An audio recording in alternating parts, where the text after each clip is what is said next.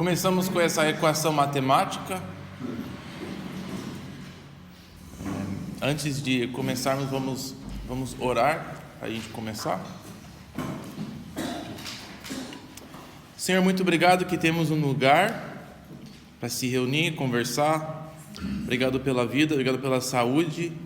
E enquanto a gente discute essa carta para Filadélfia, pedimos a ajuda do Teu Espírito, confessamos que precisamos da ajuda para compreender muita coisa da Bíblia, e esse livro às vezes nos confunde, o livro de Apocalipse. Então nos guie e nos guie também a um conhecimento melhor sobre o Teu Filho.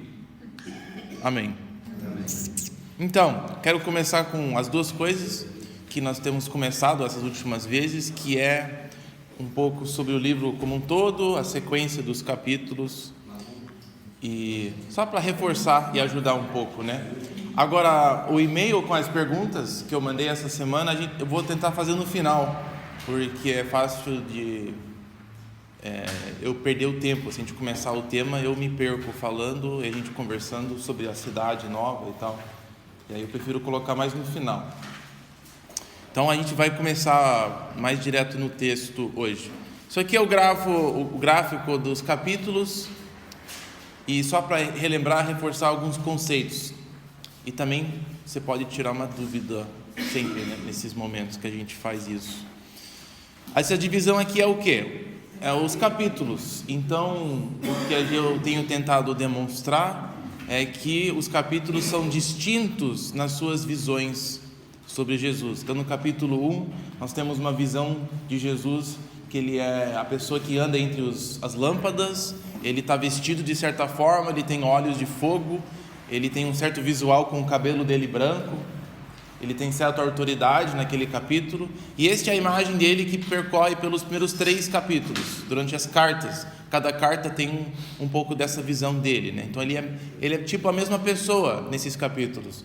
Aí no capítulo 4 e 5, nós temos uma outra visão da mesma pessoa de Jesus. Ele é um pouco diferente, ele é um cordeiro morto, e não é que ele é uma pessoa diferente, é apenas uma outra descrição da mesma pessoa. Então, o fundo, para nós entendermos Jesus, muda um pouco nos capítulos 4 e 5, e esta visão dele governa o resto do livro, na verdade. Ele é a pessoa que tem autoridade de abrir os livros, de governar as nações, como o cordeiro morto. Inclusive, quando ele aparece no capítulo 19, andando num cavalo, ele já está cheio de sangue, e é meio complicado qual sangue é esse, se é simplesmente o sangue das nações, se é o sangue dele derramado.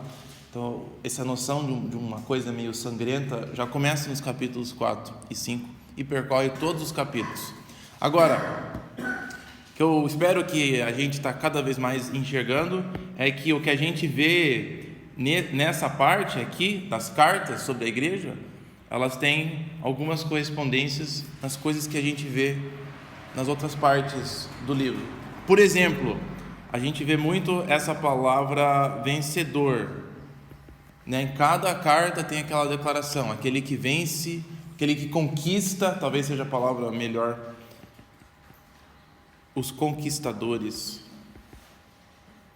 que se refere à igreja, ao povo obedecendo a Deus. Em cada carta tem uma forma diferente que eles devem conquistar ou vencer. Então não é por acaso que nessa segunda metade do livro a gente tem também pessoas que estão tentando vencer ou conquistar. E cada vez mais, conforme a gente for indo, eu quero que a gente enxergue que são as mesmas pessoas, que essa palavra descreve que a igreja está numa luta, numa batalha espiritual, batalha física, e nas cartas elas são encorajadas a conquistar o inimigo, mas não é bem claro quem que é este inimigo e qual que é essa luta nos primeiros 3 capítulos. Mas no resto do livro fica mais claro que há uma luta entre o dragão e os seguidores de Jesus Cristo. Mas só nessas outras partes do livro que a gente enxerga isso. Então é tipo uma leitura cíclica, no sentido de que a gente lê uma parte, e dá para nos levar de volta para outras partes do livro. Então eu leio as cartas, e as cartas a igreja é chamada de conquistar, de lutar, de enfrentar as dificuldades específicas. Só que quando a gente vai em outras partes do livro, a gente vê, é uma luta bem ampla, é bem grande, a gente vê os inimigos, a gente vê mais os desafios e os perigos. Então cada parte do livro é distinto, as visões são distintas, mas elas podem conversar uma com a outra. Então eu sempre quero deixar um tempo aberto, para se isso fica em dúvida, como é que isso funciona, você pode tirar uma dúvida. Então cada vez que a gente começa, eu tenho tentado repetir, este conceito. E o tema de cidade, que eu pedi para vocês lerem outras partes do livro, como no Velho Testamento, ela é uma delas. Então, nos capítulos 2 a 3, os vencedores vão participar da grande cidade, E no resto do livro, tem uma descrição de 2 cidades grandes. E nosso desafio é enxergar esse mesmo tema em todas as partes do livro. Alguma pergunta sobre como é que isso funciona? O que exatamente que eu estou falando? Na verdade, situar no tempo que está sendo falado. Se é antes, se é depois, se é futuramente, se é agora, no tempo real. Tá. Vamos ver se a gente faz. A gente viu que a sequência do livro não é linear. Então não é que o capítulo 2 e 3 fala de alguma coisa que veio antes dos capítulos 7 e 8. Não é necessariamente assim o livro. Cada visão, a sequência é de visões. Então temos uma visão aqui, uma outra visão aqui. Essas 2 visões não necessariamente estão numa ordem cronológica. Então a visão em si sozinha tem que determinar ao que ela se refere. Vou fazer uma generalização. Não vou nem tentar falar de novo porque foi um milagre que eu acertei. No geral, o livro inteiro, para a gente ficar mais seguro, está se referindo a esse período de tempo depois da cruz e até o final dos tempos. Vamos dizer assim, Vamos falar que tem uma batalha acontecendo. Agora, o conflito, essa batalha, não é para determinar a vitória. Na verdade, a vitória aconteceu na cruz. O Cordeiro conquistou, capítulos 4 e 5.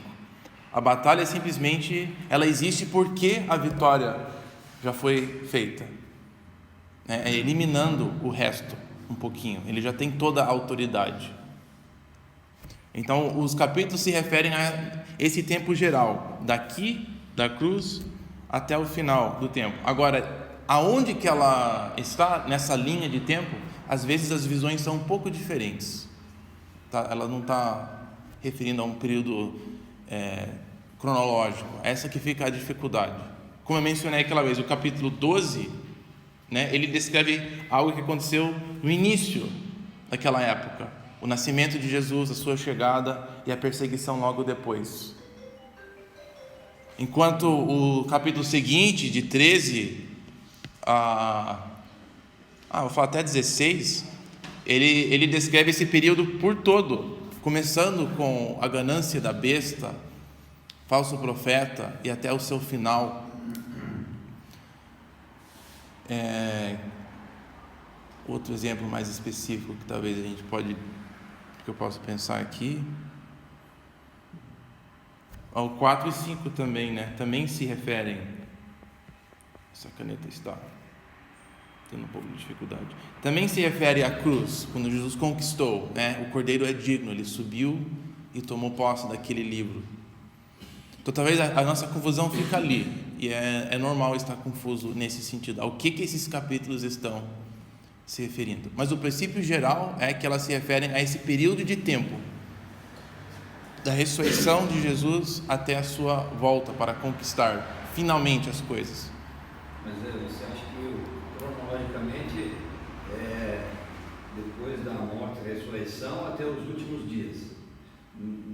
Você não vê conexão nenhuma dos acontecimentos ali ligados, por exemplo, a Daniel, aquelas profecias de Daniel que falavam dos reinos e daqueles animais. Você não vê que existe a possibilidade do tempo também estar para trás da cruz? Nós vimos nas primeiras semanas aqui nosso tempo, o que eu queria propor foi que tudo isso se resume aqui atrás, Daniel 1 a 12. A sequência dos reinos são as sequências dos impérios, começando com a Babilônia e terminando com a Roma, e foi na época da Roma que o acontecimento da cruz. Especificamente eu usei o termo, escrever em inglês, mas filho do homem, que é Daniel 7:13, para resumir como que a gente está encarando, que a chegada do Filho do Homem é a cruz, o evento inteiro, a encarnação de Jesus, mas especificamente a sua ressurreição. Quando ele chega nas nuvens, ele está chegando no céu. Aquela frase, o Filho do Homem chegando nas nuvens, é a frase dele chegando no céu e não chegando na terra novamente.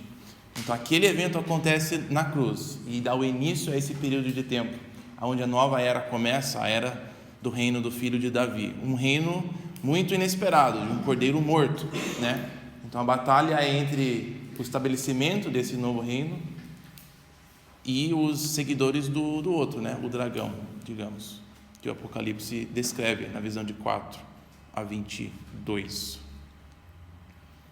Mais ou menos respondeu. Então eu coloquei sim, coisas de Daniel e do Antigo Testamento, coloquei como se chegando no seu auge, chegamos na cruz. A leitura do Apocalipse, ela é complexa. O quê? Ela é bastante complexa, o livro do Apocalipse. E uma das razões acho que é essa, justamente porque vai e volta.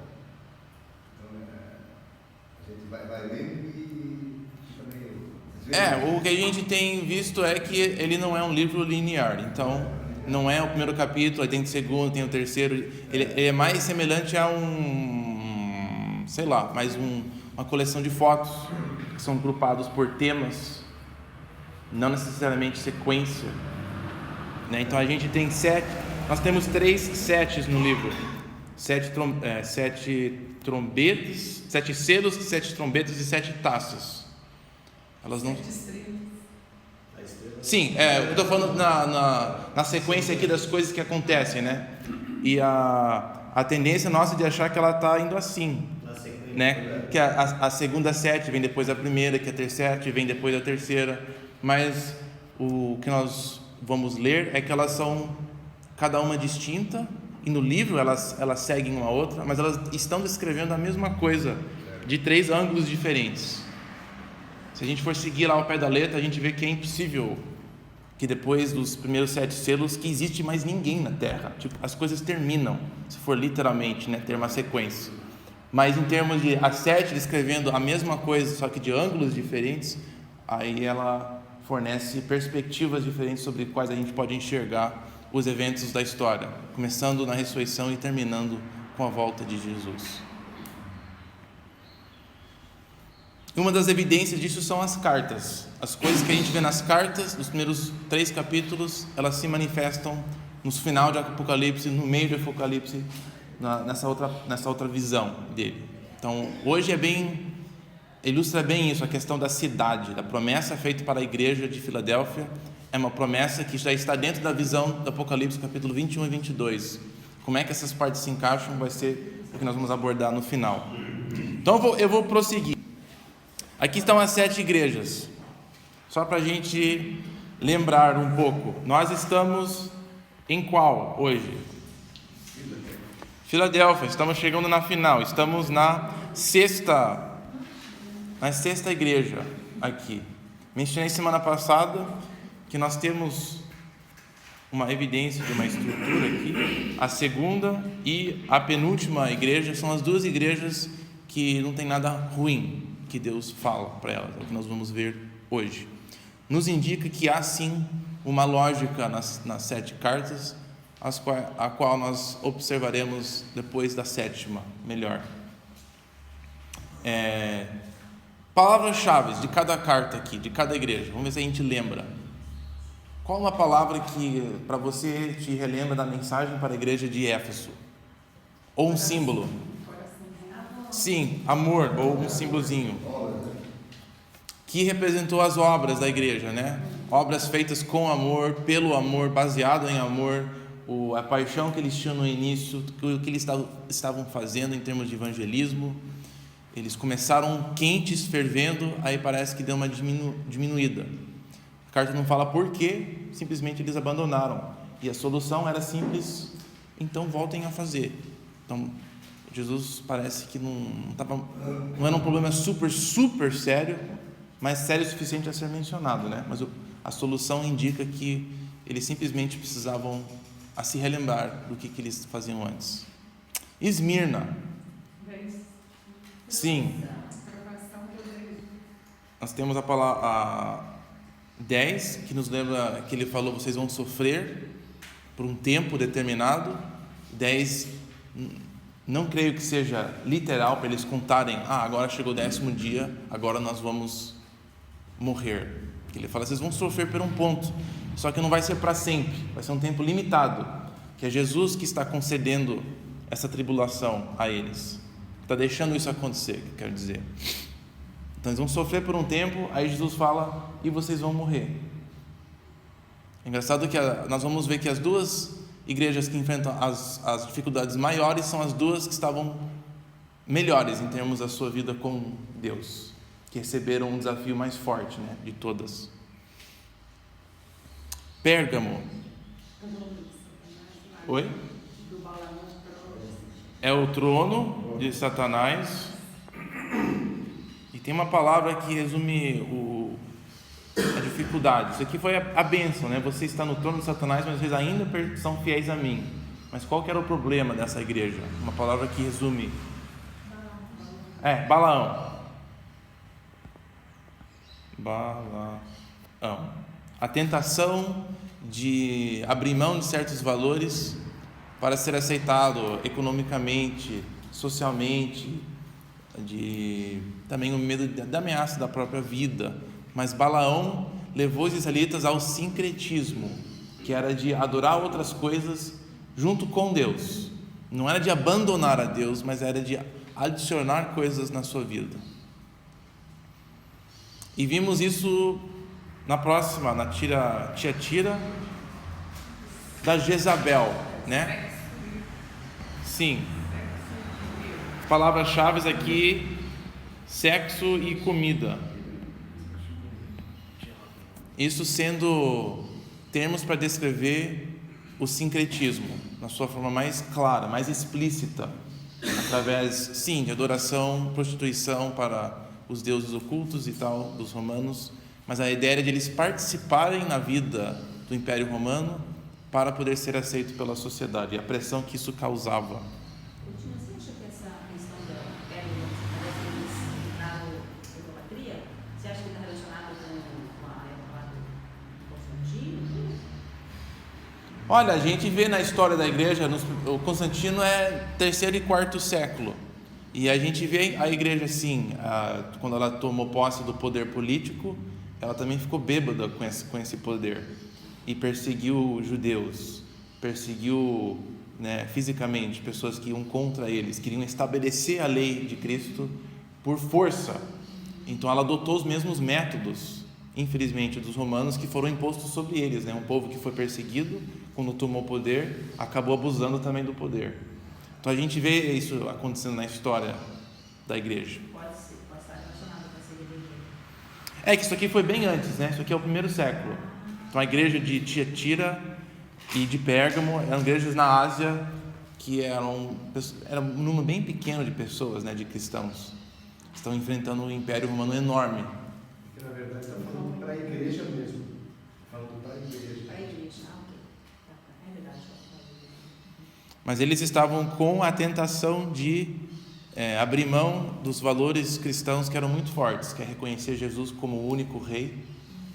E os vizinhos aceitaram Jesus, mas também o César, também adoramos o Deus do Sol, também a Lua e etc. E era uma tentação de eles reconhecerem isso com seus vizinhos, para não causar muita polêmica. Tá bom, a gente come a comida com vocês, que vocês sacrificaram a Apolo, a gente come também, participa nessa dança, a gente vai entrar nessa, para não causar, né, eu não perder meu lugar aqui no mercado, de eu não perder meu lugar na sociedade, e de eu não ser ameaçado com morte. Passou a semana passada do Egito e como os cristãos estão sofrendo. Né? Eles têm uma vida, uma subvida. E eles não têm direito a nada, porque é um país muçulmano. E os cristãos sofrem barbaridade. Aí uma pessoa comentou assim, nessas alturas eu deixava de ser cristão e ia ser muçulmano. Eu lembrei imediatamente da igreja de Pérgamo, mais ou menos o que eles passavam. É o mesmo conflito. Para nós é cômodo aqui no Brasil. Agora eu queria ver você lá, dormindo e comendo os pobres no meio do lixo e do xixi, do cocô, porque assim não tem nada. Subvivido. É bem diferente, né? Só que a gente vê, o que eu acho também fascinante é que a Esmirna e a Filadélfia de hoje são duas igrejas que estavam bem na sua vida com Deus, mas eles que enfrentaram a ameaça maior de todas. As outras são tentações, mas a ameaça de vida bem forte é Esmirna e Filadélfia. As duas igrejas que Deus sabia, provavelmente, que a fé deles ia aguentar isso. Mas as igrejas mais fraquinhas, a tentação era um pouco mais que nem a de Sardes. A Sardes, o que era o problema? Bom, Éfeso era o esfriar, mas Sardes era mais profundo. Eles estavam basicamente mortos. Era preguiça. Esse era o cômodo, é de você estar procurando o conforto. Então, o desafio deles era de acordar da comodez. Comodidade.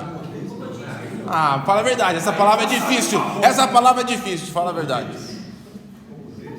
Comodidade. Fica bonitinho, não. Comodidade.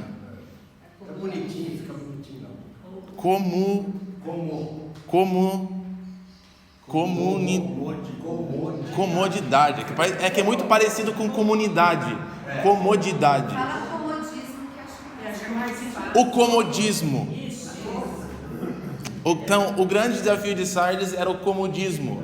A luta deles não era tanto, nós vamos sofrer, nós temos uma perseguição. A dificuldade deles, eu acho que é muito mais parecido com a nossa do que as outras. Então, o comodismo, ele também é uma coisa forte na vida cristã e também deixa Jesus bravo. Então, daí se for fazer uma comparação, acho que a gente está mais no comodismo hoje aqui, vivendo a nossa realidade, do que...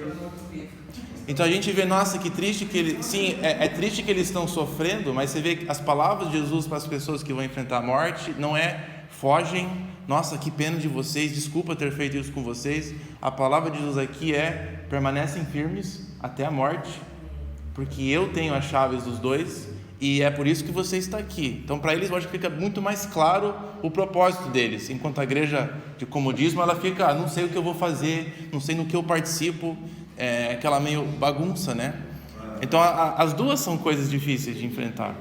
Voltando um pouco o que a Madalena falou, é o Egito, né? O Egito. Cara, esse pessoal ali tem que se submeter para passar o que está passando. O pessoal do Paquistão, que tem alguns que estão presos lá na Tailândia. Isso é o primeiro caso. Mas é engraçado que nem divulgam muito, né? Porque na Páscoa explodiram 2 igrejas no Egito. E o pessoal nem, acho que tem tanta gente se explodindo pelo mundo que ninguém comenta. Acho que uma coisa que Apocalipse nos oferece em relação a isso é que a mesma batalha que as 7 igrejas enfrentam aqui é o que ainda está acontecendo. Eu acho que é isso que Apocalipse fala, de nós enxergarmos a batalha que existe pela fé. Não é só conflito entre culturas, mas existe uma força maligna por trás da resistência ao Evangelho. E ela é porque a luz ilumina, esclarece, e a escuridão não quer, não gosta. Então, teremos desafios diferentes. As 7 cartas têm uma variedade das dificuldades que todas as igrejas pela história vão enfrentar e estão enfrentando. É por isso que ela é tão prática para nós. Comentando Marx, me marcou, não foi só a palavra comodismo, mas a palavra reputação, né? O nome. A reputação, então, estava no que os outros pensam, né? Era suficiente. Era o que eles estavam se confortando com esse fato, né? Pelo menos as pessoas acham que a gente é assim, então elas estavam correndo atrás da reputação e do reconhecimento de pessoas, e não o que Deus pensava sobre eles. O nome deles. Isso era a palavra-chave que se encaixava com a bênção depois das promessas, né? Eles receberem o nome de Deus, ser chamado pelo nome, por Jesus. Beleza, e agora chegamos na Filadélfia, a carta de hoje. Então, vamos lá. Nossa, o que adiantou eu fazer esse negócio aqui? O capítulo 3, começando no versículo 7, creio que eu tenho sim. Eu tenho o texto aqui para nós. Como sempre, a visão de Jesus em cada carta, ela é importante para a mensagem daquela carta. Ou seja, os detalhes com qual Jesus é descrito, ela foi especificamente escolhida para acrescentar a mensagem para a igreja, e ela fornece também os recursos que a igreja precisa para aguentar. Então ela não é aleatória, não é assim, olha que bonito como Jesus ele é aqui nessa carta. Ela, apesar de ser bonito, ela tem uma função bem específica. Então por isso que a gente gasta um tempo no início aqui identificando e tentando entender o significado da visão de Jesus no início, que é essa primeira parte aqui. Estas são as palavras daquele que é santo e verdadeiro, que tem a chave de Davi. O que ele abre ninguém pode fechar, e o que ele fecha ninguém pode abrir. Ah, que legal. O que é que te chama a atenção nessa visão sobre Jesus? O que é que te confunde um pouco? Mas o que você pensa dessa questão de abrir, fechar, de ter chaves? Poder sobre o domínio, sobre a vida, sobre tudo, ele tem poder para abrir, para fechar. Sim, chave tem a questão de autoridade ou poder.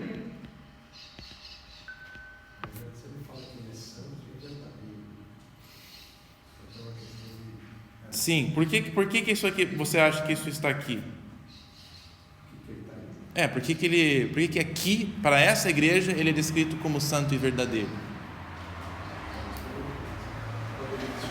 Fala a possibilidade da igreja de Satanás, tudo mais. O que está acontecendo exatamente ali com o Filadélfia?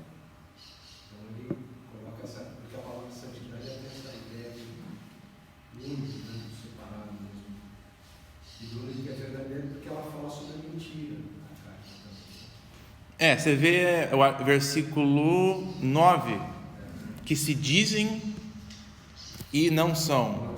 Então você tem uma conexão com eu estou aqui, o verdadeiro Messias, o verdadeiro Rei.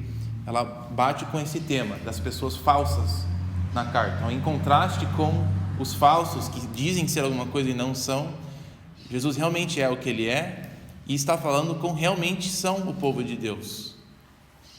E era bem difícil ali no grupo ter judeus falando, não somos a sinagoga verdadeira. Se você não participa aqui, você não é de verdade povo de Deus. E Jesus reafirmando para os seus seguidores, não se preocupem, eles são de fato uma sinagoga de Satanás.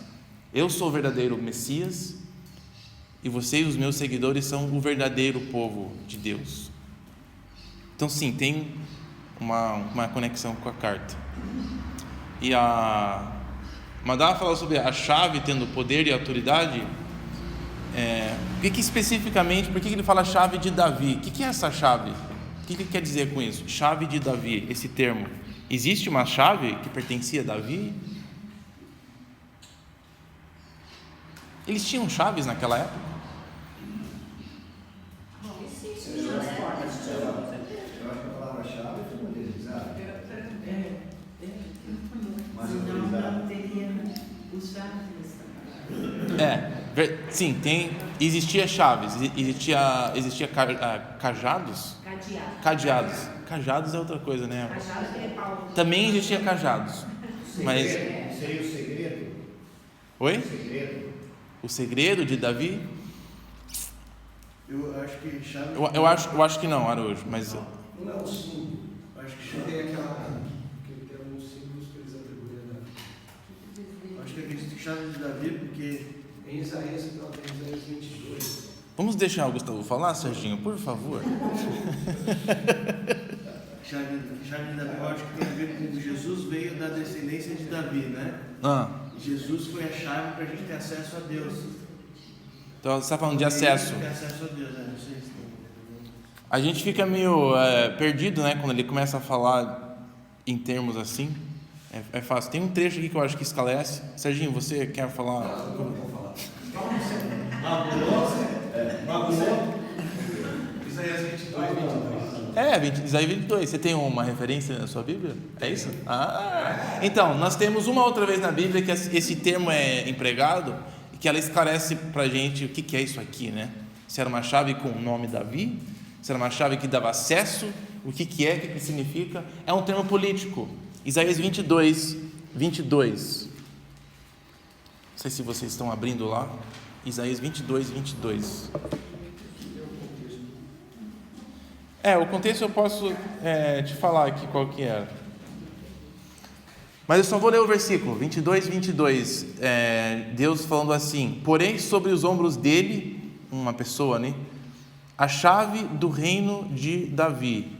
O que ele abrir, ninguém conseguirá fechar. O que ele fechar, ninguém conseguirá abrir. Então você vê as mesmas palavras que a gente encontra aqui, né?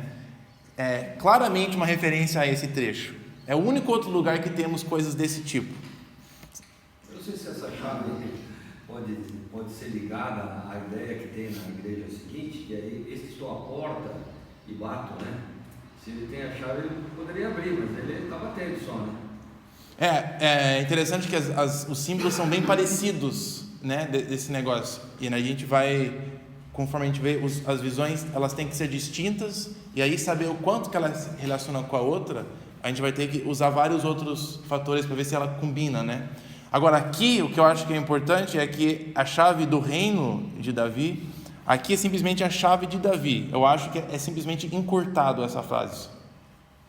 Mas é a mesma ideia. É um termo político. Eu sou aquele que tem o direito de reinar. Eu sou o filho de Davi. Eu sou aquele que está reinando sobre o trono de Davi, do verdadeiro trono. Eu sou de fato o rei, o Messias, em contraste com esses israelitas falsos que encontra nessa cidade. Aqui, a ideia é que Deus está falando, entrando na cena política e falando: sou eu que tenho autoridade de colocar quem eu quero no trono de Davi. Então eu estou falando para vocês antemão que eu vou colocar fulano no trono. Então quando ele subir no trono, vai ser confirmação de que Jeová é quem determina quem é rei. Não é por votação, não é porque um cara é mais forte do que o outro, ele tomou posse, apesar de que ao nosso ver parece que é isso. Mas pelos profetas Deus fala: é eu que estou deixando essas coisas acontecer, e eu quero interferir agora, e eu vou colocar quem eu quero sobre o trono, para ser o rei.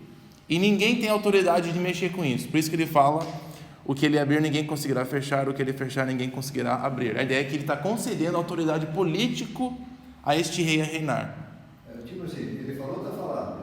Ele fez, está feito. Sim, não tem como você impedir a vontade de Deus, né? Quando ele quer que isso role, vai acontecer. Então aqui na declaração à igreja de Filadélfia, Jesus se identifica como não só o rei que tem autoridade, mas é aquele que dá essa autoridade, na posição de Deus. É outra dica indireta de que Jesus, ele é distinto de Deus, uma pessoa diferente, mas ele tem a mesma autoridade e poder de Deus. Ele vai conceder essa autoridade para alguém. Só que ele não vai conceder agora para um rei, ele vai conceder essa autoridade para a sua igreja. Essa chave, essa autoridade, ela é diferente daquela que Jesus deu a Pedro? Então, a gente vê o mesmo termo, né? Em relação à igreja, a Pedro representando a igreja naquele lugar. Eu acho que aqui talvez essa passagem até esclarece um pouco o que Deus quis dizer a isso, né, para Pedro. Que agora a igreja vai ser o lugar a igreja vai ser o local, as pessoas através de quem o reino de Deus chega à terra. Antes ele escolheu através do reinado israelita, um lugar específico, e essa autoridade está dado agora para a igreja de ser os representantes de Deus na terra. Então, o que a igreja fizer, o que ela falar, como ela agir, vai ter impacto no mundo. Os eventos do mundo estão ligados com o reino de Deus. Por isso que Jesus foi o primeiro papo, conforme a versão. Isso. É por isso que todos nós estamos em rebelião contra a autoridade de Deus no mundo.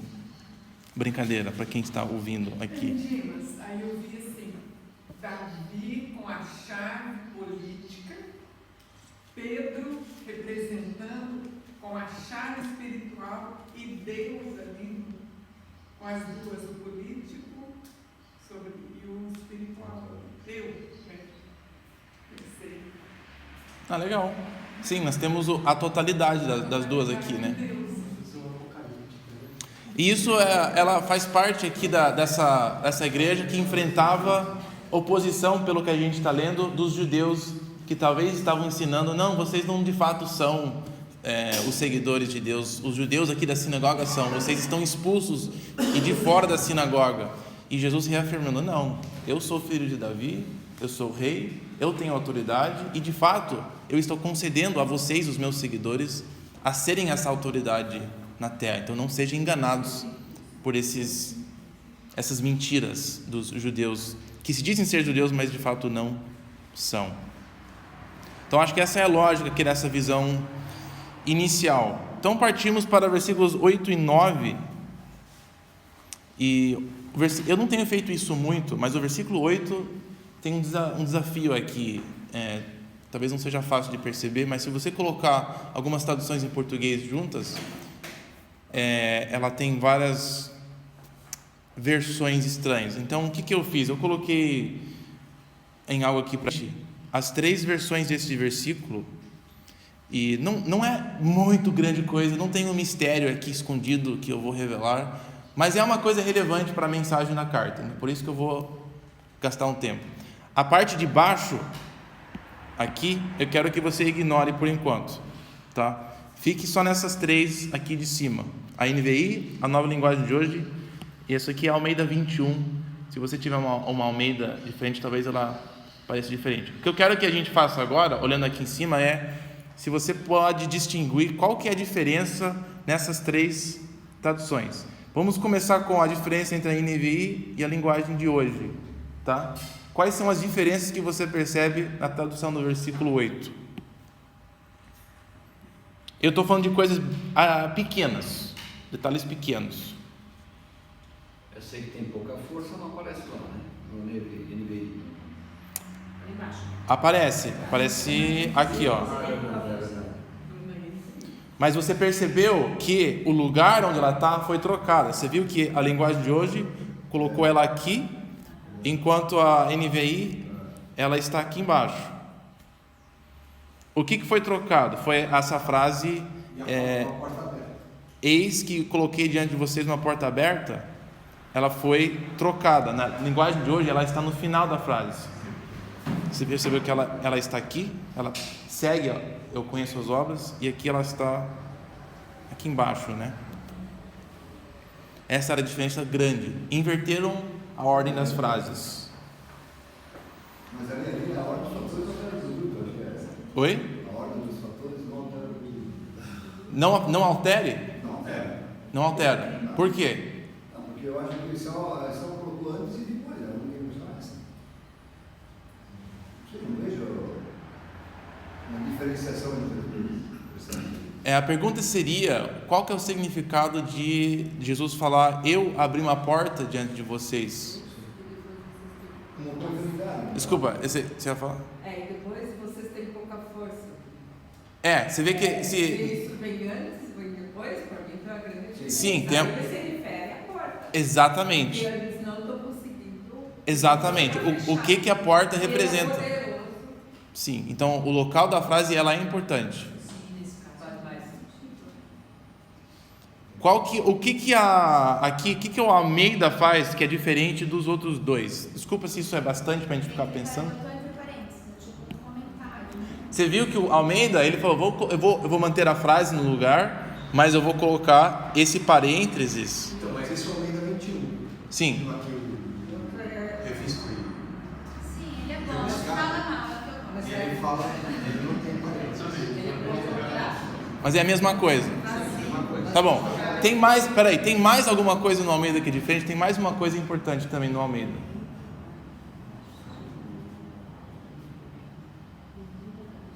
Não negaste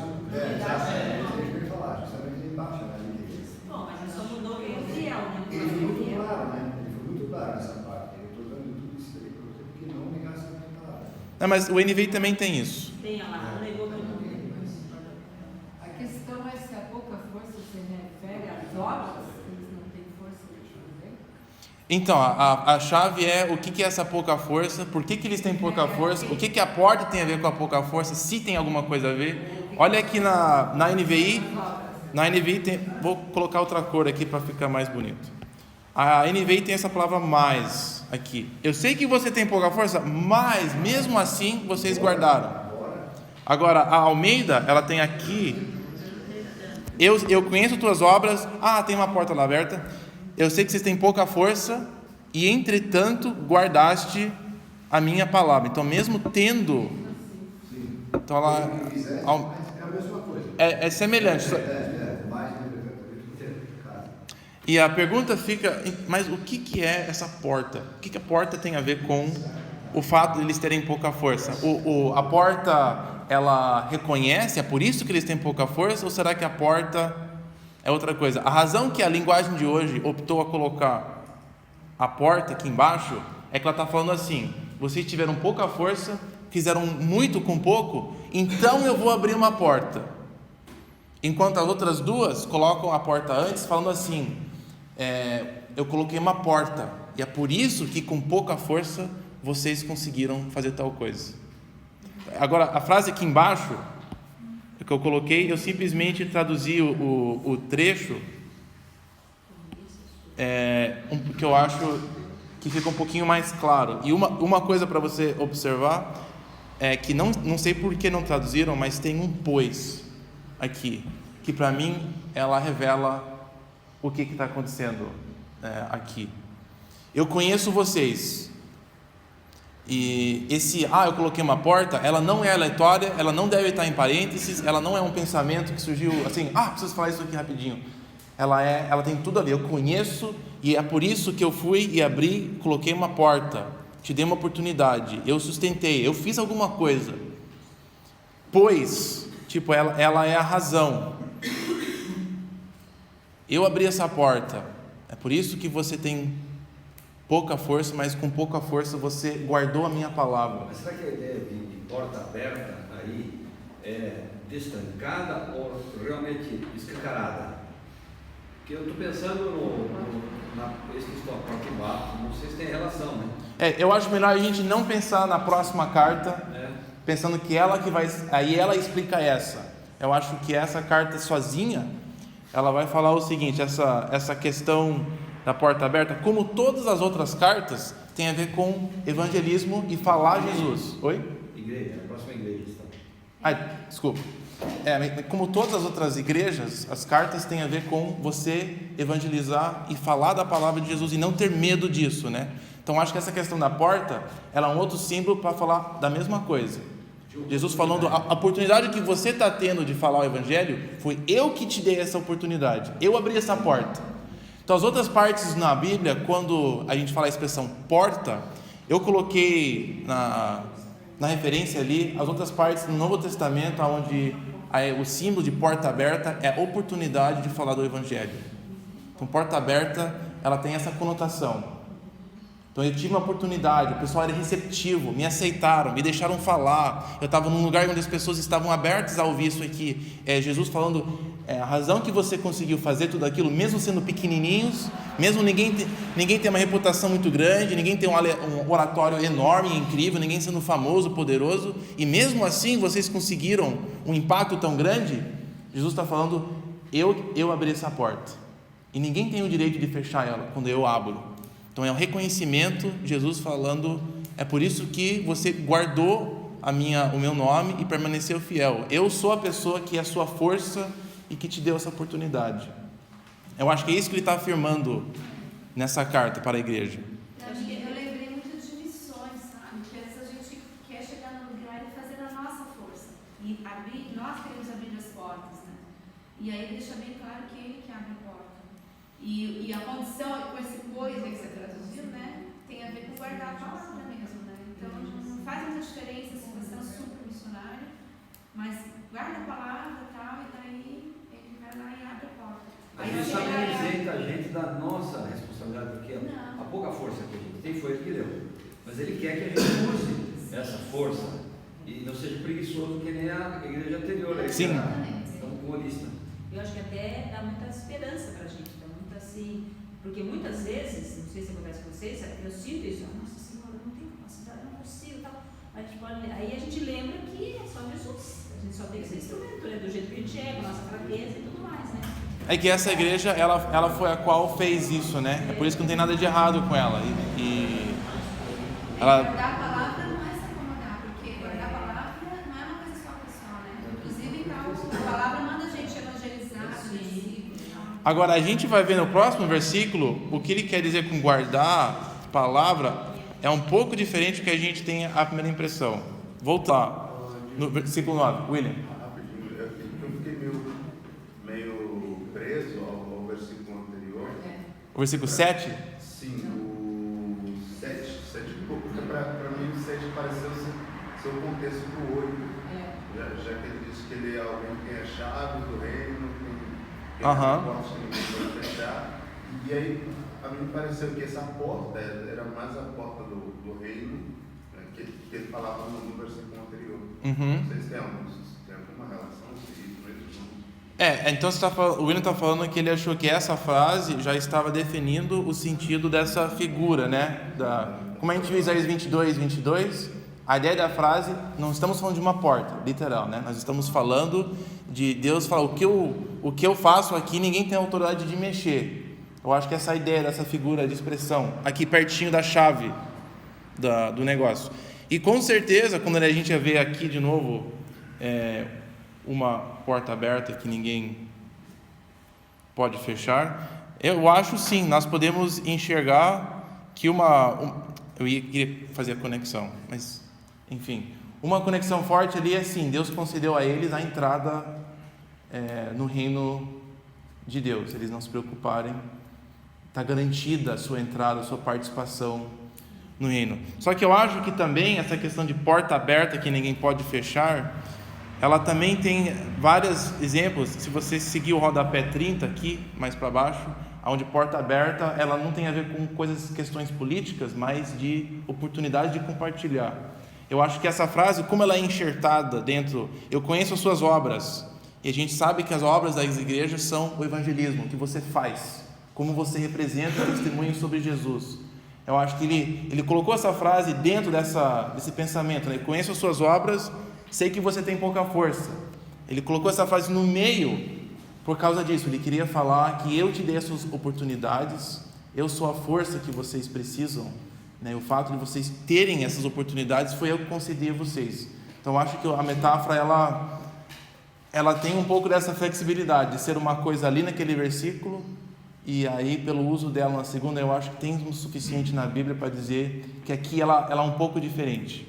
Eu acho que ele está tocando um ponto aí que é bem delicado para todos nós, que é a soberania de Deus, né? Sim. Ele tem o poder, ele faz, e a gente muitas vezes cai na tentação, eu caio, todo mundo acho que cai, de questionar essa soberania de Deus. Mas como que Deus permite que os nossos irmãos cristãos lá no Egito estejam no lixão comendo?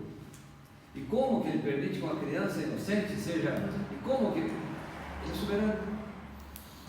A ironia, eu acho que disso aqui, que Jesus vai falar, você vê que nos primeiros, você guardou, é que você foi fiel a mim, né? E ele vai falar, eu vou guardar você, mas isso não significa que eles não vão sofrer. O guardar de Jesus nas cartas da igreja é de perseverar a sua testemunha, mesmo no sofrimento. Então, na hora de guardar, tem um pouco, eu acho, de reestruturar as prioridades. Para Jesus, manter as igrejas saudáveis não é de manter elas isento de perseguição e de morte, mas é de manter elas com as chamas vivas. É que nós estamos muito retidos a esse corpo aqui, né? Para Jesus, não. Ele fala de reter a eternidade, né? Reter a salvação, né? Reter a conexão com Deus, mesmo que você morra, né? E a gente ainda está muito preso. Então, a dificuldade que eles estavam enfrentando, a ameaça de talvez morrer pela sua fé, Jesus falando, eu coloquei isso na sua vida e eu te dei a habilidade de ser uma luz no meio dessa. Então, Jesus guardar a igreja nesse sentido não é de retirar a ameaça, é de proteger a testemunha dela no meio daquela perseguição. A teoria é muito fácil. Para mim parece assim, duas coisas. Eu fiquei lembrando da questão que Paulo fala sobre que essa luta, ela não é nossa. Né? Nós estamos, na verdade, quanto mais nós nos submetermos à vontade de Deus, mas Ele vai, através de nós, fazer com que o Evangelho cresça. Então, quando eu olho aqui, essa porta aberta, essa oportunidade, ela vem, mas é o Espírito que realiza.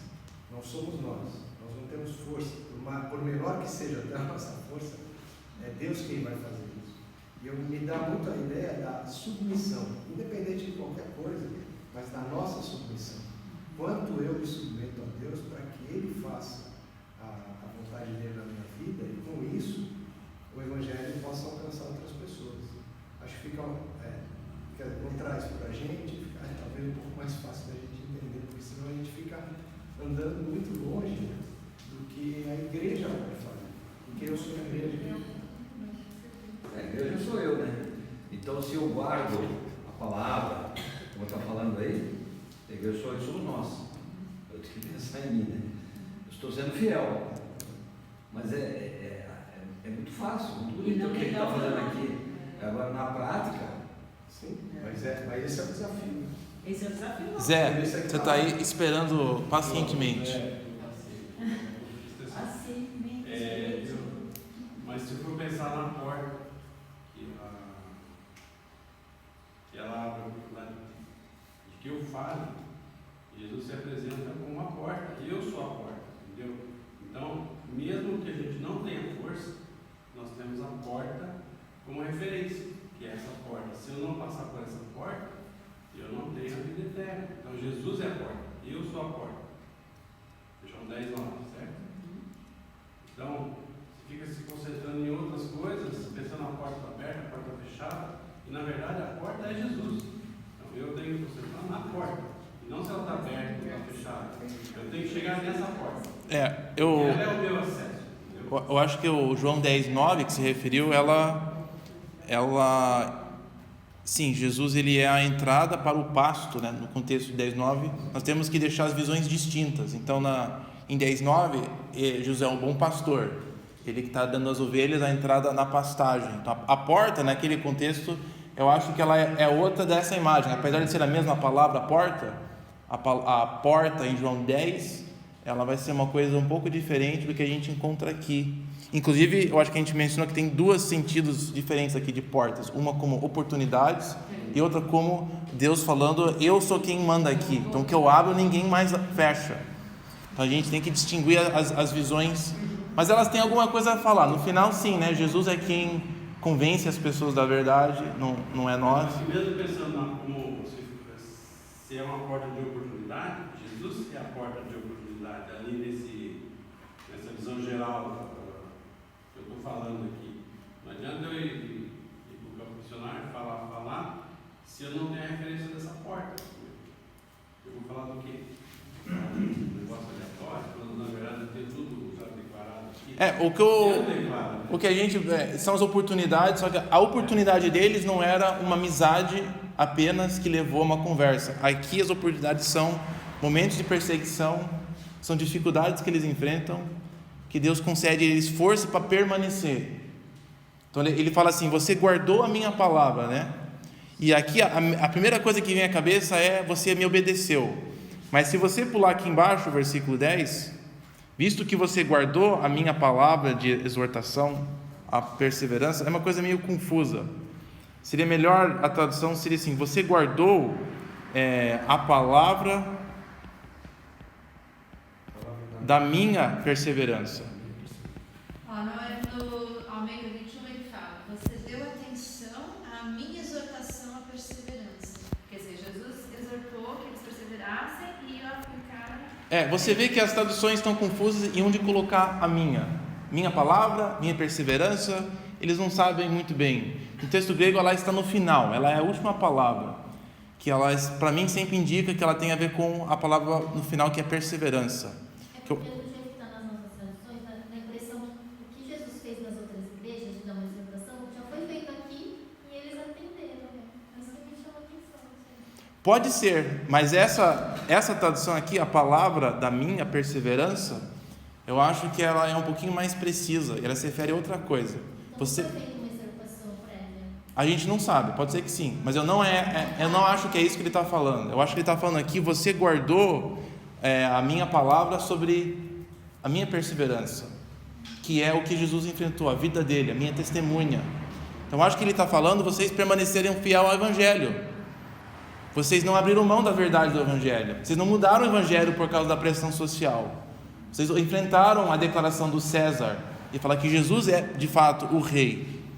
Ele viveu, ele sofreu, ele depois ressuscitou. A grande pressão na igreja era de falar, ele de fato não... Sabe, 1 João, ele foi escrito para convencer as pessoas que Jesus veio em carne, em pessoa, realmente sofreu e ressuscitou.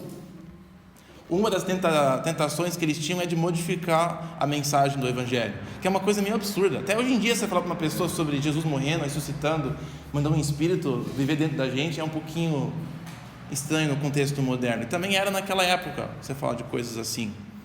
Então, guardar a palavra da minha perseverança, Jesus falando, você tem protegido o Evangelho, você não tem desistido dela, você tem permanecido fiel a proclamar ela do jeito que ela se encontra nas palavras que foram declaradas a você. Então, guardar a palavra de Jesus aqui, eu não creio que ele está se referindo a obedecer todos os mandamentos, mas é de permanecer fiel à mensagem sobre Jesus, que ele é o rei, que ele morreu, que ele ressuscitou, e de proclamar essa verdade.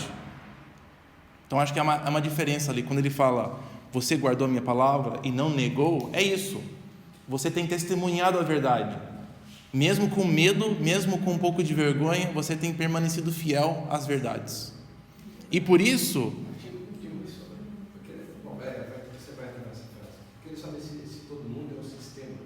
Então, eu também guardarei, então eu vou proteger, eu também vou manter, que nem você manteve, protegeu o Evangelho, não deixou ela ser deturpada, eu também vou proteger você. Da hora da provação que está por vir sobre todo o mundo. A Cris já mencionou isso algumas vezes, perguntou sobre a frase todo mundo, né? Te mandei algumas referências, que quando a gente encontra a frase todo mundo, maioria das vezes, não maioria, mas muitas vezes se refere ao mundo conhecido da época, não é literalmente o mundo inteiro.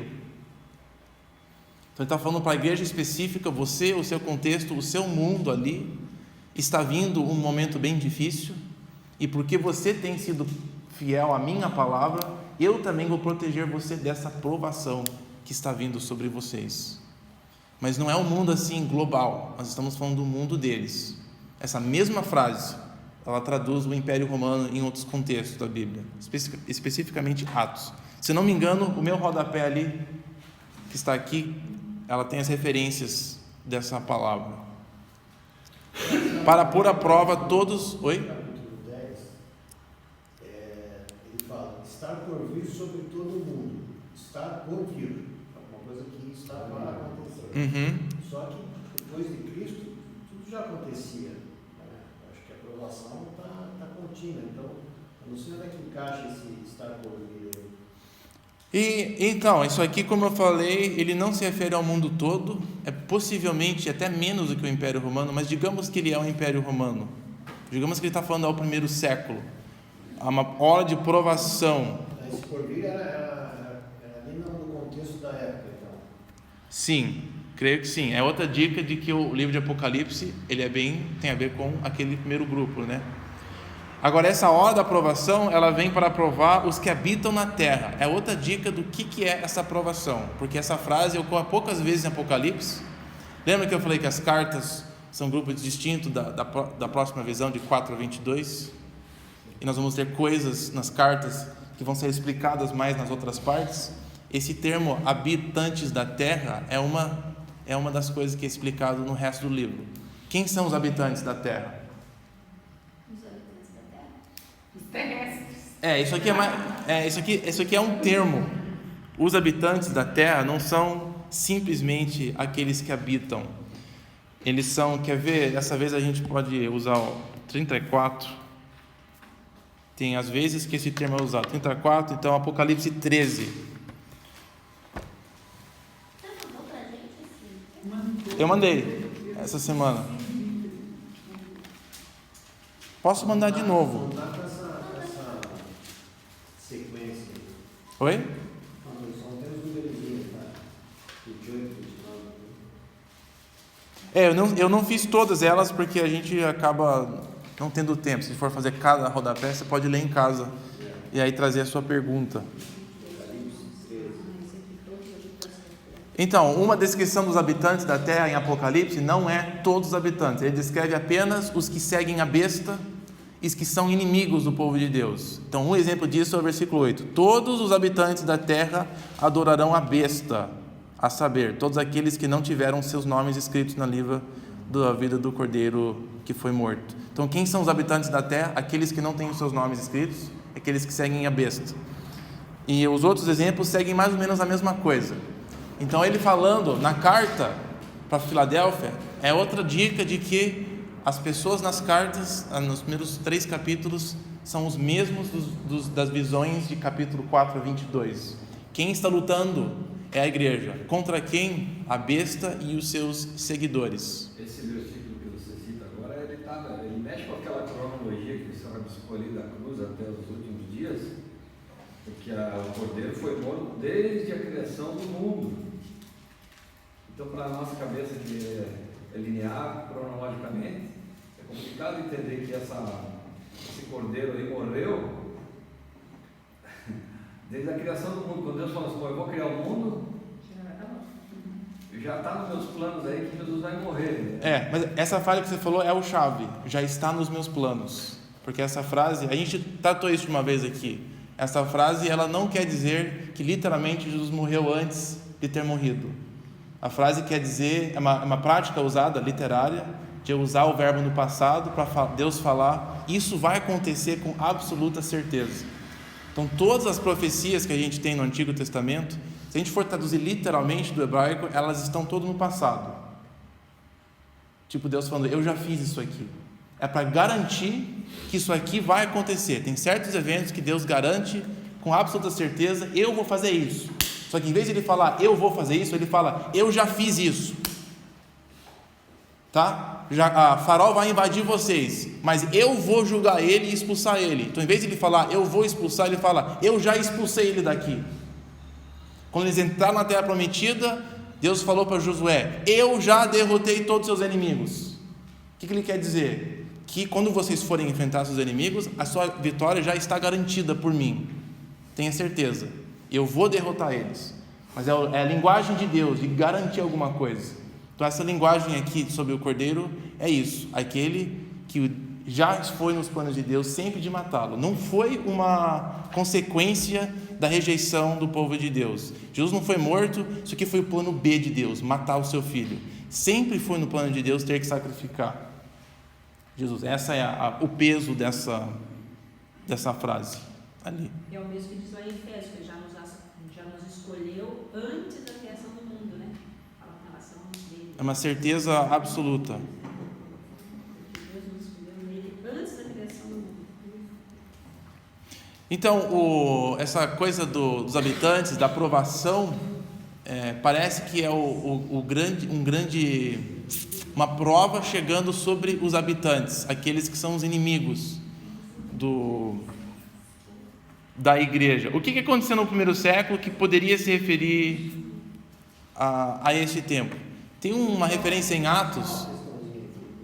No 8 está escrito assim: todos os que vivem na terra adorarão, menos aqueles que desde antes da criação do mundo têm o nome escrito no livro da vida. Quem são esses? Nós. São esses que está sendo escrito as cartas, né? Menos aqueles que desde antes da criação do mundo. Sim. Ele está falando que não é que escreveu antes, mas que Deus já tinha certeza disso, né? Igual fala, o Cordeiro foi morto antes, não é que ele foi morto, mas já estava planejado. Está escrito. Era a presciência de Deus. Então ele já está garantindo que aqueles que creem nele terão seus nomes escritos. A igreja de Sardes, a carta anterior, fala isso, né? Deus falando, o seu nome está lá no livro. Os vencedores, os nomes estão no livro. Tenha certeza que se você enfrentar o desafio que está perante você, que Deus dá para cada geração, você vai encontrar o seu nome lá. Só uma coisa, esse nome no livro, no caso, nossos atos, com as nossas decisões. Qual que é a sua pergunta? Eu me perdi um pouco. Digamos assim, o seu nome está escrito no livro da vida, tá? Mas o meu nome vai estar lá, agora não esqueci melhor. O meu nome está lá, eu tive que seguir a Cristo, né? E os seus desígnios, né? Ou aceitar o sacrifício dele. Exatamente, aceitar para o meu nome estar lá. Mas permanecer firme. Não é que no momento que eu nasci, não, você já está livre da vida. Não, essa declaração ela não é uma ameaça. Faça isso, senão você não vai encontrar o seu nome. Essa declaração é uma confirmação que Jesus faz, né? Aqueles que me obedecem vão encontrar o seu nome lá. Eu acho que é isso. Tá? Aqueles que me seguem, mas isso é o Evangelho, né? Não é nada diferente. Isso é um outro jeito de falar. Deus garantia alguma coisa para eles. São salvos, aqueles que amam a Deus, obedecem, porque olham para Cristo, né? E é um ciclo. E quem são aqueles que obedecem? Aqueles que amam a Deus. Quem são aqueles que amam a Deus? Aqueles que obedecem. E aqueles que foram salvos já, né? Agora tem que cuidar, porque a gente pode cair na tentação de pensar, aqueles que obedecem, eles sempre obedecem. Nunca vão desobedecer, nunca vão falhar. A gente vai pecar pelo caminho também. E vai falhar, vai desobedecer algumas vezes. Sim. Não é justificativa, mas acontece. O título, aquele que conquista, vai descrever a sua vida no geral, né? Você vai vencer. Isso não é você vai vencer os seus inimigos. Isto é, você vai comunicar o Evangelho com a sua vida, de uma forma ou outra. Mas o próprio Jesus está dizendo, cara, vocês eram fracos, mas eu vou. Aquele que permanece firme, quer dizer, ele já está revelando em todas as cartas a nossa fraqueza, os nossos problemas, mas aqueles que permanecem firmes, apesar ele vai dar. Deixa eu terminar com o pergunta do Araújo, senão eu esqueço, que ele perguntou sobre a prova, sobre todo mundo, né? Os habitantes... Antes da criação do mundo, você já está escrito no livro da Bíblia. Tá, mas essa pergunta eu acho que a gente respondemos a ideia. A gente pode falar sobre isso depois. Antes da criação do mundo, tem o nome escrito no livro da Bíblia. Mas a pergunta... Parece que a gente já está predestinado a... Parece, mas não é. Mas a primeira pergunta sua era sobre a aprovação dos habitantes da Terra. Eu queria terminar a resposta, que é o que é essa aprovação que veio sobre todo, que ele está se referindo, né? O que é isso daqui que vem sobre todo o mundo? É uma coisa que já aconteceu. Ele está falando com aquela igreja, naquela época do primeiro século, algo que estava prestes a vir. O que é que poderia ser? Não sabemos com certeza o que era isso, mas no livro de Atos tem uma profeta que avisou a igreja que estava vindo uma fome sobre todo o Império Romano, de se prepararem. E eles começaram a guardar dinheiro para mandar para a igreja em Jerusalém, inclusive, por causa da fome. Pode ter sido eventos naturais ou algum desastre que veio sobre a terra no primeiro século. Essa provação que veio sobre todos os habitantes da terra. O livro de Apocalipse vai falar de momentos onde Deus julga aqueles que adoram a besta com vários desastres naturais, terremotos, dilúvios, não globais, né? Então pode se referir a momentos difíceis sobre o império que causou eventualmente a sua destruição, enfraquecer economicamente o império, a besta. Lá em Atos e Macedônia, quando o povo teve fome, o pessoal juntou, e essa preocupação. Estou falando de uma profeta que falou para a igreja que o mundo todo vai sofrer uma fome. Sim, mas isso é no início da igreja. Sim, essa carta é o início da igreja, é a mesma coisa. Eu vou dizer que é um exemplo do que pode ser a aprovação que veio sobre todo o mundo. Mas pode ser provações que ainda virão, né? Inclusive em algumas ele fala que só vão cair sobre os que têm o nome da besta, né? Mas essa carta aqui para a igreja de Filadélfia, para ele falar, eu vou proteger você de algo que está vindo sobre a terra, é uma coisa para eles. Então isso aqui não é para eu e você. Agora o princípio que está aqui, cabe sim.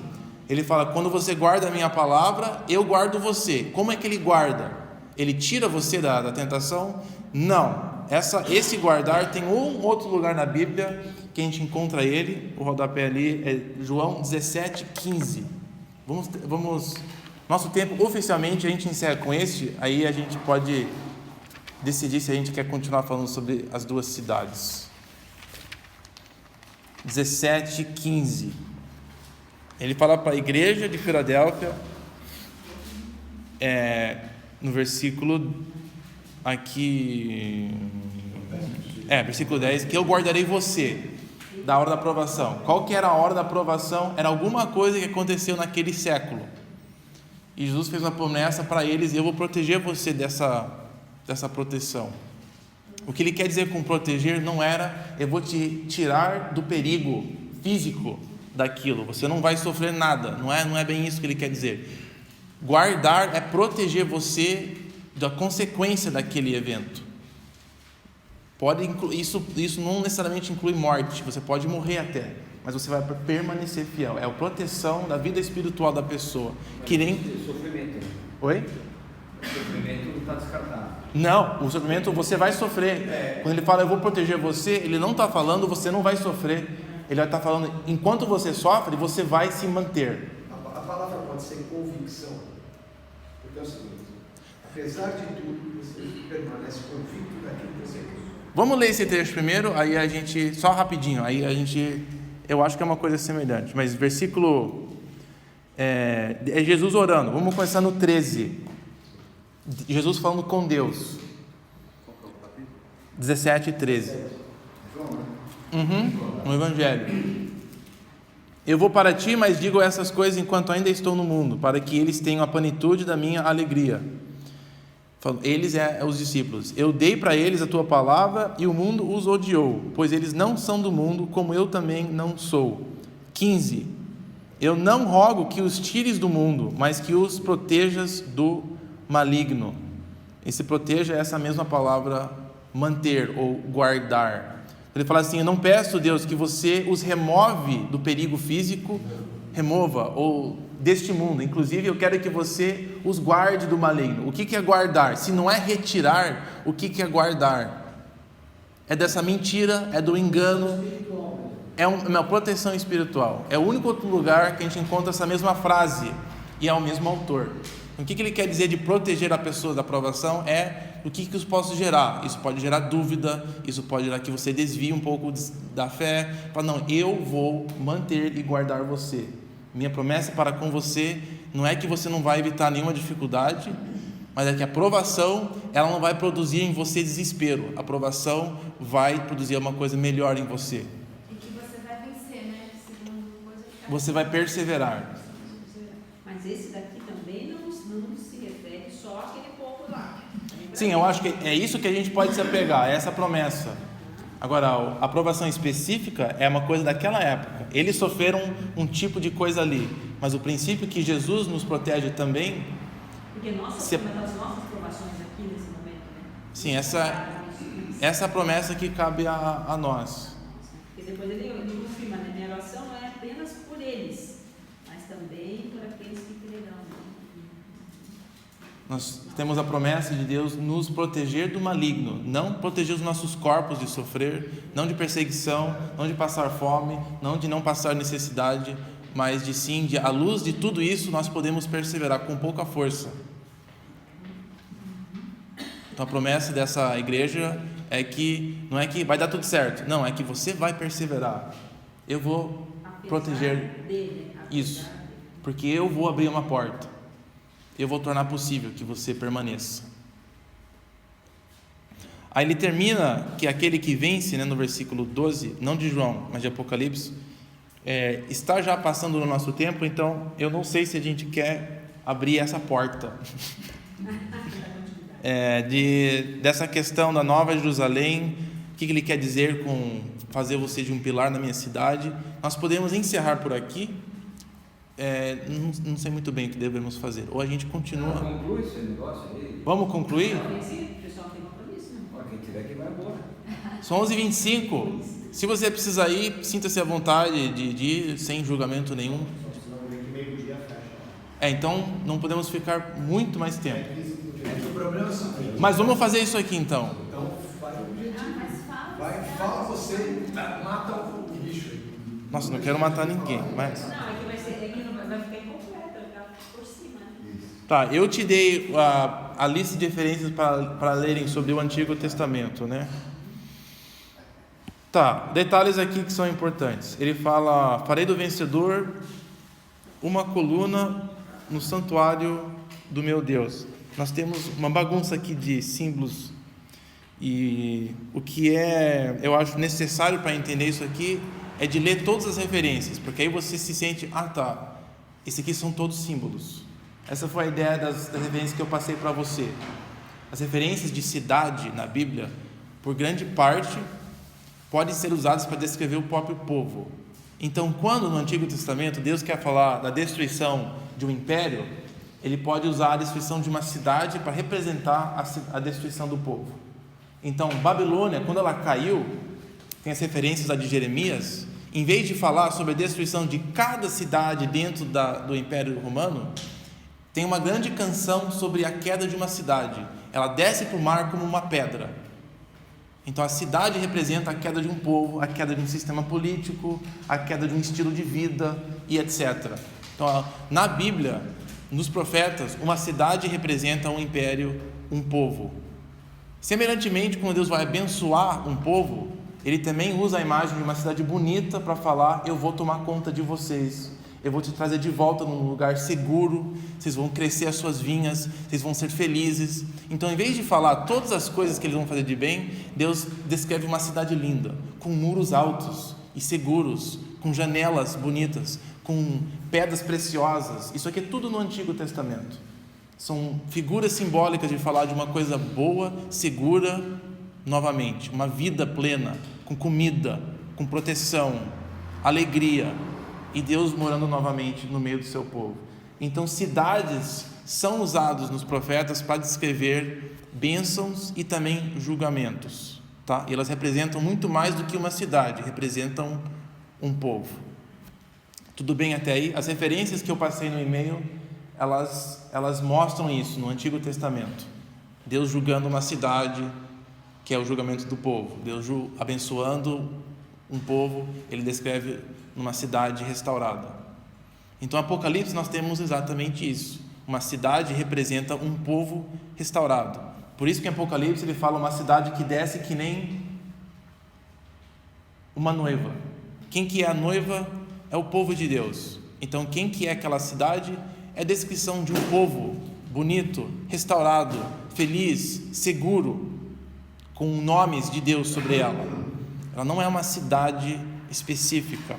Então, quando ele fala aqui: eu vou fazer de você uma coluna no meu santuário, ele não quer dizer que literalmente nós vamos ser colunas segurando o teto do santuário de Deus, e que vocês vão ser partes da minha habitação. Na verdade, nem vai ter um santuário, no futuro. Então, o que ele quer dizer? Apenas nós somos o santuário de Deus. Você vai fazer parte da construção. Nós somos o templo de Deus. Então, isso aqui é linguagem simbólica. E uma coisa também fixa, assim, uma coisa que não é igual uma cortina que você troca. A coluna você não troca. Então, dá uma ideia de permanecer. Sim, jamais você sairá de lá. O seu lugar está garantido. Que é as promessas de não tirar o nome do livro. É a mesma coisa. Vocês vão participar dos meus planos no final. Vocês vão ser onde eu vou habitar. Afinal, foi por isso que nós fomos criados, para sermos os representantes de Deus, a reflexão de Deus na terra. Então nós vamos ter essa função novamente no futuro, em força plena. Aí ele fala: escreverei o nome do meu Deus sobre ele e o nome da cidade do meu Deus, a Nova Jerusalém. Gente, o que é isso, que ele fala? Então, se você permanecer igreja, se você permanecer fiel, você vai participar desse projeto de Deus. Você vai estar dentro dos planos de Deus para o futuro. Isso aqui é o geral, tá? Mas por que ele emprega então esse termo Nova Jerusalém? Por que ele fala desse jeito? Então, as cidades não são cidades literais. Eu te dei uma série de referências sobre essa Nova Jerusalém, descrito em Isaías e descrito também no Novo Testamento. E ela já existe, de acordo com Gálatas. É o lugar onde Deus habita. A Jerusalém é o lugar onde todo o povo de Deus está reunido. Isto é Jerusalém. Ela não é uma cidade específica, é a habitação de Deus. O povo de Deus é este lugar, que será completa quando todos de nós estaremos juntos, né? Da história. Quando todo mundo está ajuntado junto, aí a cidade está completa. Mas olha esse detalhe aqui, que desce dos céus da parte de Deus. A Nova Jerusalém. No livro de Apocalipse, nós temos duas cidades que estão em guerra. E não é por acaso que a igreja está numa guerra também, porque a igreja faz parte dessa cidade. A cidade de Babilônia, no livro de Apocalipse, está em guerra contra a cidade de Jerusalém. Só que a Jerusalém vai ganhar. Então, eu te dei as referências no livro que fala sobre a cidade. Você mandou isso? Sim, eu mandei no e-mail. Se você ler aquele texto, você vai ver que o sistema corrupto, os habitantes da terra, a grande prostituta, Babilônia, são todas essa cidade. É o império em rebeldia contra Deus. E o povo de Deus é a Nova Jerusalém, uma cidade linda, bonita, também é a noiva de Jesus. Elas são todas a mesma coisa. E no livro de Apocalipse, elas estão numa guerra. E a noiva de Cristo, a Jerusalém, ela é chamada a refletir e declarar a verdade. Então Jesus fala, quando você faz isso, você sela e garante e afirme o seu lugar comigo. E um dia isso estará completo, terminado. É esta que é a promessa aqui. A Nova Jerusalém, essa frase aqui, que desce dos céus, dependendo da sua Bíblia, ela fala que descerá ou que virá. Mas a frase aqui está no presente. Ele fala que Jerusalém está no processo de descer dos céus. A realidade do reino de Deus é o que Jesus nos ensinou a orar. Nosso Pai que está nos céus, santificado seja o nome, que o teu reino venha aqui na terra que nem já está nos céus. Então a oração de Jesus é de nós vermos a realidade celestial descendo.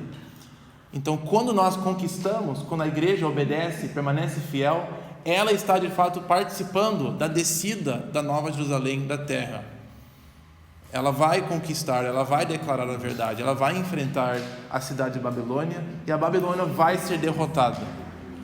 Essa é a visão de Apocalipse, encorajando aquela igreja pequenininha. Você faz parte de algo muito maior no mundo. Pode parecer que você não está fazendo nada, você é pouquinho, pode ser que a sua testemunha no lugar que você está é insignificante, mas você faz parte da Nova Jerusalém que está descendo dos céus. Então é uma palavra de encorajamento. E quando você participa, quando você obedece, quando você segue a Jesus, você garante, confirma o seu lugar neste plano de Deus. Entendi, mas é que nem assim, a porta aberta é a oportunidade. Se eu usar dessa oportunidade que eu tenho, eu estou fazendo a diferença, por menor que seja, naquele espaço que eu tenho diante de Deus, a porta que Ele me dá. Jesus, através de você, está... Sim. Só isso, só através dele, claro. Eu acho que é uma forma de nós demonstrarmos a autoridade de Jesus. Não guardar essa a palavra, né? Ficar só retendo ela para mim, né? Mas eu passar para o outro o que eu tenho recebido de Deus. É o desafio de igreja em toda geração de manter a verdade, de nós não desistirmos dela, não abrimos mão dela. A geração que eu vivo, eu sou responsável por essa geração. Não sei. Mas uma coisa legal também é que ele fala tanto em escrever o nome da cidade, escrever o nome, porque no capítulo antes, no 9, né, ele fala da sinagoga de Satanás, da mentira e tal. Então, a maneira como ele está honrando esse pessoal depois, né? Pode ter uma dúvida, quem é de Deus, quem não é agora, mas ele vai escrever na testa, vocês são meus, né? Vai botar o nome dele, o nome da cidade, o novo nome de Jesus, que eu nem sabia que Jesus ia ter um novo nome. Está tudo lá.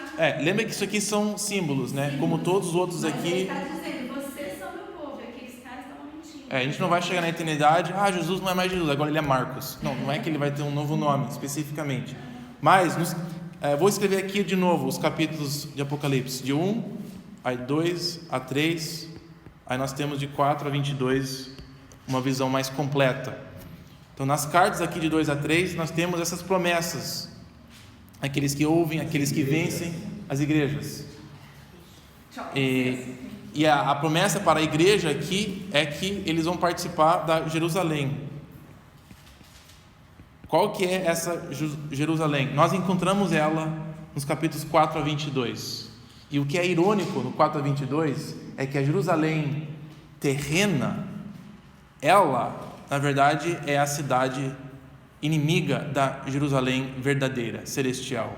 Qualquer cidade física que está em rebeldia contra Deus faz parte da cidade inimiga, a Babilônia. E qualquer grupo de pessoas que se reúnem no nome de Jesus, são seguidores fiéis dele, fazem parte da cidade de Jerusalém. E essas duas cidades estão guerreando uma contra a outra. Quando nós permanecemos fiéis, nós fazemos parte da Jerusalém celestial, que está descendo nos céus, que derrotará a cidade maligna. Então essas duas cidades representam pessoas, povos. E Apocalipse fala que no final a cidade que vai ganhar, ou que já ganhou, é a Jerusalém, a nova Jerusalém, que é o povo de Deus, que somos nós, que vamos no final refletir plenamente tudo que Jesus fez, quem Ele é. Eu acho que essa é a ideia dessa nova Jerusalém. Não é uma descrição apenas de algo no futuro, mas é algo que a igreja participa agora. Então, se aquela igreja, naquela geração, participa da nova Jerusalém, essa promessa também cabe a nós. Nós participamos da nova Jerusalém quando também enfrentamos e conquistamos os nossos desafios. Amém. Que ouça então. Então, às vezes é uma coisa um pouco diferente de se ouvir, mas a proposta então é que os capítulos 21 e 22, aqui no final, elas não são descrições apenas do final. Cada visão é diferente, né? Se você estiver disposto a ler esses dois capítulos como uma descrição do tempo da igreja toda, ela é bem interessante. Porque qual que é a função da cidade de Jerusalém 21 e 22? Por que ela existe ali? Sem olhar lá. Oi? Oi? Exaltar o Cordeiro. Exaltar o Cordeiro específico. E que mais ali? Não vai ter dor, não vai ter sofrimento. É um lugar maravilhoso, mas é o lugar onde as nações encontram cura.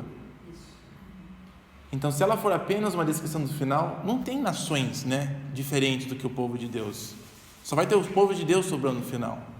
Mas se 21 e 22 é uma descrição de algo que nós podemos participar hoje, não na sua plenitude, mas em parte, é isso. É onde as nações encontram cura. É onde tem água viva. É onde a árvore da vida está. No nosso meio, Jesus, o Cordeiro. E aqui Jesus deve sim reinar com a chave de Davi. E a gente convida as pessoas a vir participar desse reino, a se submeter a ela, de encontrar cura nela, e de assim o Jerusalém, ela avança. Mesmo quando ela é atacada, os ataques não derrubam ela continua avançando, porque Jesus nos guarda. Então essa é um jeito de a gente ler a carta como toda, ela toda junta. E o inferno, onde que é? O inferno é o que está fora da cidade, depois que ela está completa. Tudo que está fora dela, no mundo simbólico, né? Não é literalmente, a gente não sabe literalmente, mas como é que o inferno se encaixa na visão? Baseado em Isaías 66, o inferno é o lugar que está fora da cidade de Deus, que Deus mora na cidade. Então, o lugar que ele não mora seria fora. Então, ao redor da cidade, você tem o lago de fogo, que é sendo expulso da presença de Deus. Então, quando a cidade ela avança e tem a sua vitória final, todos que estiverem fora, a ideia é que eles estão no julgamento, né? Eles não participam. Isso aí vão ficar claramente lá no julgamento, longe. Nós Sim. vamos ficar com essa... Bom, mas você não tem... Como você não vai ter frustração, nem tristeza, nem nada, a gente vai ficar vendo o outro sofrer do lado, assim. Eu não sei como é que vai ser. Porque senão vai chegar triste, né? Você fica olhando, meu Deus, coitado do outro. É que eu acho que a gente ter um pouco de uma... A gente tem um pouco de alguns conceitos que vão ser esclarecidos para nós, né, no futuro. Então, que a gente não vai ter inveja, a gente não vai ter medo. Não vai ter Vai ter outras coisas também. E as pessoas que estão no inferno não estão lá porque foi sem querer. Aqui no Apocalipse são os inimigos. São aqueles que rejeitam. E você vê no Apocalipse, conforme você vai indo, chega no final, todos que rejeitam a Deus, eles não são ignorantes, eles rejeitam Deus assim. Quanto mais Deus se revela, quanto mais eles rejeitam. Como que é o objetivo de Satanás. E são esses que são expulsos, aqueles que não querem estar lá. Aqueles que talvez seria o inferno estar na presença de Deus. No julgamento todo mundo vai participar. Oi? No julgamento todo mundo vai participar. Mas estamos ainda nas cartas. Conforme a gente prosseguir nas outras partes do Apocalipse, a gente fica revendo esses mesmos temas. Tá bom. Eu acho que ficamos por aí. Vamos orar para encerrar, né? Oficialmente. Podemos fazer isso? Senhor, essas coisas são complicadas, são muitas coisas diferentes, muitos símbolos, muitas ideias. E pedimos que o Senhor nos ajude a entender melhor o que é isso. E estamos nos esforçando, estamos lendo. Pedimos que o Senhor nos dê sabedoria e compreensão nessas coisas complexas. Então nos dê o Teu Espírito, nos dê uma vontade de querer buscar e conhecer mais. E abençoe este tempo aqui que a gente está dedicando a obedecer, a ouvir. E que na nossa vida o Senhor seja reconhecido, visto. Que a Tua Palavra, o Teu Evangelho seja claramente visto, compreendido através das nossas falas, das nossas ações. E que vivemos então essa realidade nova, da nova Jerusalém. Que podemos ser um lugar onde o Senhor é claramente visto como habitando, que aqui pessoas encontram cura e ouçam também o louvor e gratidão ao Teu nome.